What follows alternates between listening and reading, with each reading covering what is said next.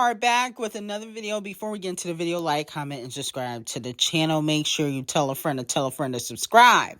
Now, the Recording Academy has shaded Nicki Minaj. They have basically highlighted various female artists that are making an impact in music industry in honor of Women's History Month. They have a list of DöɁÄ, Normani, what? Flo, Sabrina Carpenter, The Charpsess Races, Cat's Eye, Jade, and DöŨÄ. Okay, so they got a lot of people on this list. They got Tate Murray, Queen Bee, Ariana. They got Tyla, Stevie Nicks, Shakira. Everybody except Nicki Minaj. Megan Thee Stallion. Wow. So they just gonna disrespect Nicki. That's what it's given. This is giving shade towards Nicki Minaj because she did not accept their invitation. Now, a few months ago, as we know, The Weeknd, if you don't know, had received a public apology from the Scammies after he boycotted for a few years because they snubbed him for his After Hours album and Blinding Lights, which was #1 for like a lot of weeks. Okay, Blinding Lights was a big hit. He didn't get any nominations during his After Hours era, and he decided to boycott. They had a meeting with The Weeknd, and they decided to publicly apologize, and he will receive nominations for the 2026 Grammys, okay?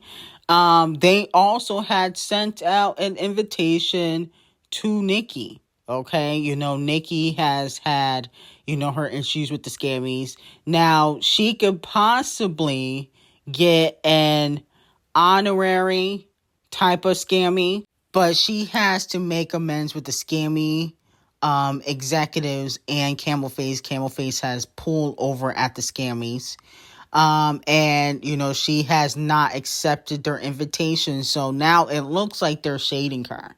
Because how do you highlight Normani for, impacting music for female artists for Women's History Month and not Nicki Minaj?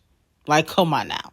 That's just disrespectful. I'm sorry. That is a slap in the face to Nicki. Like, really? Megan Thee Stallion? Wow. Okay? I just feel like they disrespected Nicki Minaj low-key. Because we know Nicki Minaj has influenced a lot of those girls that are on this list. She influenced Meg. She influenced DöŨÄ. Where is she at? Okay? Normani hasn't even got a Scammy nomination. Why is she here? Okay? But, of course, they gonna put her over Nicki Minaj. Just disrespecting the queen of rap. Wow. Now, moving on from that, is Cardi B receiving her karma or is she washed up? So, fans are noticing and tweeting that Cardi B has ended up in the exact same spot she was manufactured to push Nicki into, has been the ultimate satisfaction of being on Stan Twitter, aka Cardi B has fell off. Everybody probably knows now that the industry tried to push Nicki Minaj out for Cardi B, but Cardi B musically has became more irrelevant than Nicki Minaj. And then on top of that, none of her recent music is selling. Okay, the only time she really makes the blogs is if she is stepping out with Stefon Diggs, or if she's going back and forth with Off the Cheat or anybody on social media. But here's the thing. I think that this is probably Cardi B's karma. At the end of the day, I believe that Cardi B probably knew that the industry was pushing Nicki Minaj out. I don't think that she was oblivious to it. I don't think that she was only focusing on herself and her career and she didn't care about any other female rappers. I think she saw Nicki Minaj as competition like she sees other female rappers as competition. And the thing is, there are stuff that she was able to achieve before Nicki Minaj, and she uses it against Nicki. Okay? I remember in one song she said that she got 5 number ones and B Words only got 5 number nuns. Okay? Talking about how she has, 5 number ones on the Billboard Hot 100 chart. So I do believe that she knew that the industry was pushing Nicki Minaj out for her. And that's one of the reasons why she was so comfortable throwing the shoe at Nicki and throwing shots at Nicki in records. But it came and bit her in the ass, okay? Because now she has opened the door for mediocrity, and now she's not the only mediocre female rapper in the game. Before, she used to be like the least talented female rapper, but now we got Ice Spice, we got Sexy Red, we got Sweetie. We got a bunch of other female rappers that are just as mid lyrically as Cardi B. So she has basically ruined her chances of getting a lot of shine. So I think it's her karma that she's really facing. Now, moving on from that, Doja Cat is getting ready to drop one of the highly anticipated albums of the year. And I'm hearing that her singles are going to get a major push because she going back to pop rap Doja. And so they finna give her a major push. Now, they gave The Town Is Dead a push because that was really pop rap. That wasn't rap. But the songs where she was really spitting like demons, that song didn't get no push. Okay? So, at the end of the day, that's the only time Doja Cat gets a push is when she puts out pop rap music. When she pulls out fully rap music, it don't get no push. So, she got to go back to the basics. And you can tell her aesthetics have changed. She's more girly now. She's not ugly or wearing ugly outfits. No shade to Doja Cat, but there was a time when she was looking a hot mess. Now she's more feminine in her girly era for her pop era, and that's what we like. So congratulations to Doja Cat. Hopefully she don't flop this time around. Now moving on to Queen Bee. So Queen Bee's Cowboy Carter has reportedly sold 94% of the tickets inventory. Plus, she added a new date for her Las Vegas stadium show, okay, in July. Now, it was previously reported that Queen Bee was not selling, but it looks like her team said, that is not true. Queen Bee's publicist has posted, due to tremendous demand, Queen Bee reveals highly anticipated Vegas show for July 25th. 31 stadium dates set for record-breaking Cowboy Carter tour. And it also was reported that Queen Bee will gross $325 million. Wow. For just 31 shows. Okay. Paola Board revealed upon Queen Bee's initial tour announcement, she was projected to earn $294 million. 1.2 million tickets were going to be sold. With this newest addition to her package 3-month schedule, Cowboy Carter will exceed $325 million in revenue. So y'all was saying that she wasn't selling, but Queen Bee said, that is not true. We definitely selling out. 94% sold out, and we finna get to 100%. Let me know if y'all going to see Queen Bee, Cowboy Carter. If you guys are going to the Vegas show to see Queen Bee sell out. Let me know in the comments. Now, Playboi Carti's music album is aiming for a #1 debut on the Billboard 200 album chart, selling around 250,000 first week. Now, this does not include physicals, but it will mark his biggest debut of his career. I thought he was going to be doing more than that with just streaming. I thought he was going to do at least 300,000 with just streaming, but I'm sure with the physicals added, he might get to at least 300,000. Okay? But Paola Board did announce that they are in fact making a new rule change. Now, unfortunately, Paola Board has made several rule changes. Digital albums sold via an artist, label, or other web store must be redeemed in order to be chart eligible. In addition, verification using HCAPTCHA is now required to prevent bots. Also, the minimum price for albums increasing at all retailers. $7.99 for a CD is the minimum price. A cassette is $70.99 and a vinyl has to be $15.99. Also, albums can only have a max of 4 different variants available. VPNs are not allowed for fans overseas, and artists cannot run last minute to discount during their first week to boost sales. The chart-obsessed racists, this might be for you. Champagne Thickums, come to the front of the congregation. You did it with your last album with Party Next Door. Megan, Cardi, y'all have done this too. They coming after the payola. Now, boy, oh boy, Universal is exposing Champagne Thickums' dirty secrets. It is unbelievable. They filed a motion to get this lawsuit dismissed. They said Champagne Thickums has been pleased to use UMG's platform to promote tracks leveling similar incendiary attacks at Lamar, including that Kung Fu Kenny engaged in domestic violence, domestic abuse, and that one of his business partners and managers was the father of Lamar's son.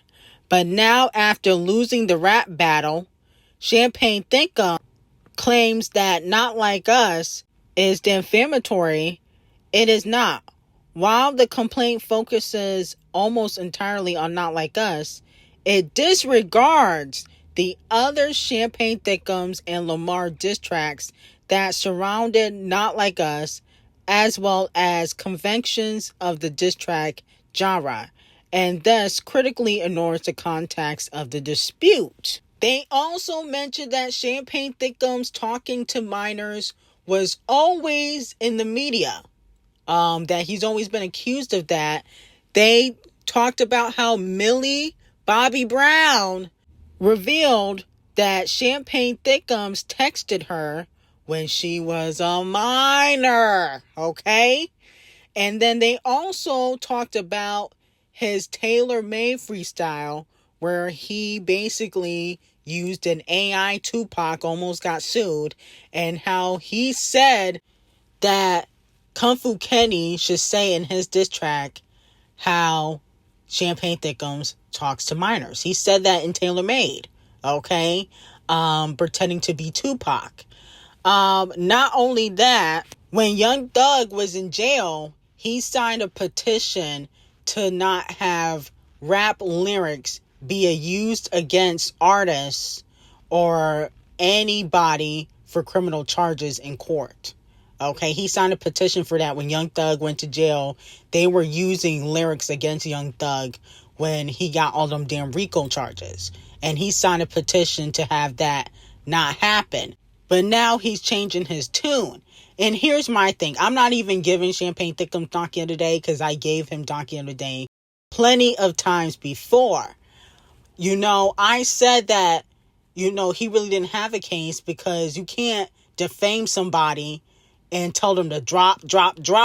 That's what he was doing for like 2 weeks. Drop. And then when they come back and hit you in the head and punch you in your eye with some rap bars, now you want to sue. And you want them to stop. That's not how rap battles work. Okay, Champagne Thickums, if you so sensitive, go to pop. Strictly. I don't want to hear no tough talking records no more. Now, this ain't all the tea Universal got. If they're willing to spill that he was talking to Millie Bobby Brown when she was a minor, you can only imagine what else they're willing to reveal. If I was Champagne Thickums, I would just end it now before all his skeletons come out the closet. Because just like y'all believe Camel Face and Diddy are not innocent, do you really believe Champagne Thickums is completely innocent and has never talked to teenage girls when he was caught kissing a 17-year-old on stage when he was 24, 25? Come on now, stop. They all like him young. Let's be clear. Because a lot of men think younger women are easier to control. So they all like them young, including Champagne Thickums. He was just spotted out with Scratch Off's sister last year. Okay, before the rap beef. Scratch Off's sister is 20 years younger than him. What does he have in common with Scratch Off's sister? Nothing, other than she young and probably easily manipulated by money. Okay, just like Scratch Off is. That's why she dating a married man. So, at the end of the day, if I was Champagne Thickums, and this is really no shade, I would drop the lawsuit before they really open up a can of worms on you. Because they got way more receipts than the Millie Bobby Brown tea. I'm just saying, if you think that they're confident about the Millie Brown situation, what else do you think they got up their sleeve? I would hate for you to get taken out just like Diddy. I would end it now. Now, moving on from that, Queen Bee and Adele were spotted at the same restaurant with the same wig on. Okay? Queen Bee had that bleach blonde wig that I wish she would get rid of. And Adele, either she dyed her real hair blonde or that's a wig too. Now, I don't think that Adele could fit into Queen Bee's rock era. You know, she's supposed to be doing rock and roll and jazz for her next Act 3 era. But Queen Bee might give Adele a feature for her next album. And Adele needs a feature because the 30 album low-key flopped. Okay? Yeah, it did well for the first few months, but it didn't have the longevity of album 25. She only had one hit on that album. So compared to her past albums like 19, 21, and 25, it was a big flippity flop. Okay? So I think Adele needs Queen Bee more than Queen Bee needs Adele. Okay? Because people still, no matter what you say about Cowboy Carter, wasn't my favorite album. I admit that. Wasn't my favorite album. It wasn't a lot of people's favorite album. Okay? Because Queen Bee's not a country artist. But it did have the longevity. People were still talking about it, and it won Album of the Year. I don't even think Queen Bee should give Adele a collaboration, in my opinion. Now, moving on from that, J. Cole announced the Dreamville Festival. Lil Wayne will be headlining with Hot Boys. 21 Below Average will be headlining with Party Next Door. And Ludacris, oh, hell no. Who the fuck want to see Ludacris? Oh, I know he needs a coin. Will Party Next Door bring out Champagne Thickums? Because I don't see Champagne Thickums' name on here, just Party Next Door. Didn't they just put out an album together? And then he got himself headlining on Sunday with Erykah Badu. For whatever reason, why Erykah Badu? Don't understand why she would be headlining anything. And Thames, okay? Glorilla, Coco Jones. I see Ari Lennox and Chief Keef are also going to be performing. My whole thing is, where is Doechii? I feel like Doechii or Doja Cat should be here somewhere. They need more female rappers. Why is it just Gorilla Glue performing as a female rapper? Where are the other female rappers? That don't make sense to me. But anyway, I got some hot tea on Patreon. Link will be in the description. Have a great day.